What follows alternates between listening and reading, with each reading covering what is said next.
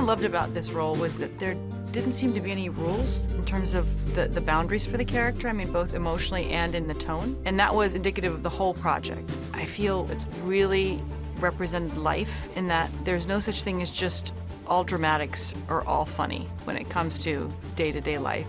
Any tragic story has some painfully funny elements to it, and every painfully funny moment has drama and tragedy to it. The role had all those elements, which made it a little dangerous and tricky to embark on, but that's what I loved about it.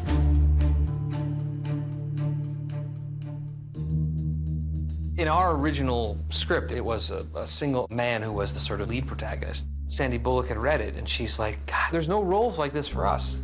I'd never read anything like this, especially not for a woman.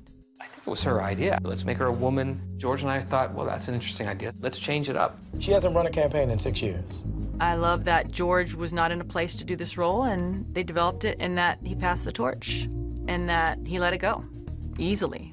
So we went back to the writer, to Peter, and said, look, don't know if this is gonna work. Let's see how that affects everything down the line. It was a great group of collaborators working with Peter Strawn, the screenwriter, Grant Heslop, and George Clooney, who were producing, and Sandra Bullock. It's really fun when you get that group of people to sit down, look each other in the eye, have a few laughs, have these brainstorming sessions, and then be able to send Peter away with ideas. He did, and we really liked it. I loved it because it represented, at least in my life, it's like one large accident, but you're always laughing at some point during the crash. Both the role in the film drew me to it because of those complexities. It's like he killed himself rather than being one of our commercials.